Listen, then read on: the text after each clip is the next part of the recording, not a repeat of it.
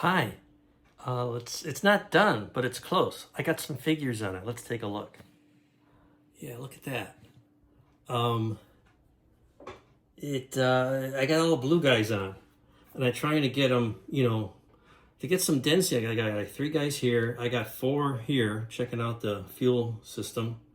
Got a guy getting in or out of a truck because I don't have drivers in the truck, so I have to kind of fake it. I did get the driver on the tow truck. A couple of guys steering him in. They're checking out the propulsion system. This guy's waiting to move the system back here. We do a little figure touch up here. See, they're started, but some of them need things get repainted, or like these guys got white helmets, and they didn't all get white paint on their white helmets. Some have bareheaded, so they have some kind of hair color. And there are some that have what molded in appears to be caps. So there's a variation in all these. And I got my little magnifier here.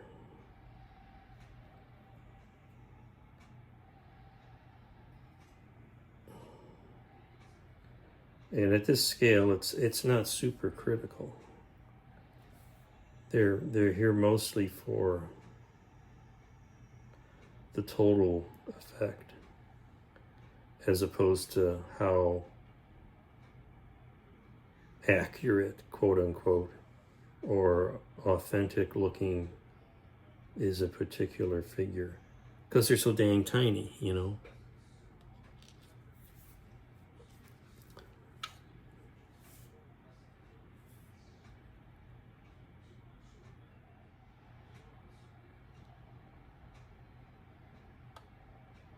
And I'm noticing a problem with the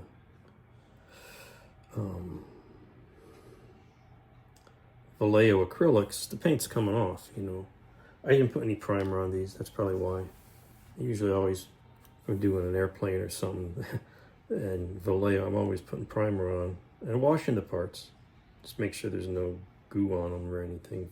Even fingerprints, finger handling, finger oils. Maybe they do, maybe they don't make a difference, but so I'll wash parts and then usually spray can to my primer. And these, yeah, they were attached to sprue. I could have put primer on them, but I figured also when you put primer on, you lose some of the detail. And these are so tiny, I didn't want to fill all the little hand and facial features, such as they are, with primer. All right, those are the helmets. Well, there it is. I've got all the figures on here, including a little piece of foam, because I'm taking this to a local club meeting a couple of days, and can't tell the cracks in the concrete from the cat fur. But anyway, yeah, like I said, I wasn't sure what it was going to look like when I started. I had the impression of finding a lot of figures and then putting as many figures as I could to make it look like there's actually something going on. And I think that's pretty much worked out like that. And yeah, there's a lot of things you wouldn't be hanging a rocket over the fuel tanks or other vehicles, but it is what it is, and it's a fantasy scene of sorts, because none of this stuff is real. But it's sort of a what if, and just using up some parts and combining these 2 kits, combining the Convair shuttlecraft with the Juno rocket tower, and because this thing needs a tower. If you're gonna assemble a rocket, you need a tower. So that was the answer. And adding the vehicles from an equipment set, and a little tow tractor. So there's like a set of figures. So there's all sorts of things glommed on here, and I'm just happy to wrap it up because I've been working on this well over a year. We can and it's so big I can't photograph it very well because it's tall, as you can see. And so if you want to go close, you can't zoom in. And I don't even have my background, my blue background I usually use, because it's not worth putting it out. It won't work for photographing very well. It's just too big. I'll find someplace else in the house to take some still shots. But you can see here, I got a lot of figures all over the place, and they look like they're doing something useful. So it's something different for me. You know, I don't do dioramas, but I had that shuttlecraft kit, and I thought it was a really cool kit, and I want to do something different with it. So I said, well, let's make a scene out of it. So there it is. So I hope you enjoy that. It's something different. It's a way to do something different with the sort of semi-fantasy, almost science fiction models, and get a little out of my comfort zone. And I found it a nice change pace. But I also am looking forward to just building a model out of the box for the most part. And I got something in mind. It's going to be an airplane, mostly one color. And that'll be refreshing, because this was a lot of scratch building, as you can tell.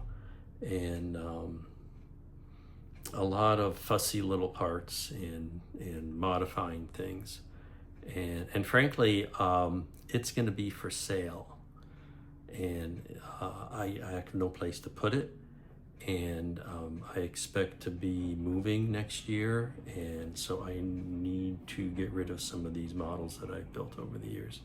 So if you have any interest, and shipping is going to be dubious, I'll probably post maybe a short video of this thing being packaged.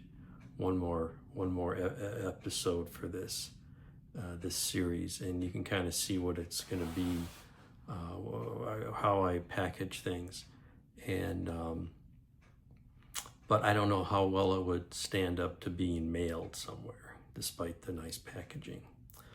It's the packaging I have is suitable for transporting to a local show or even driving it somewhere.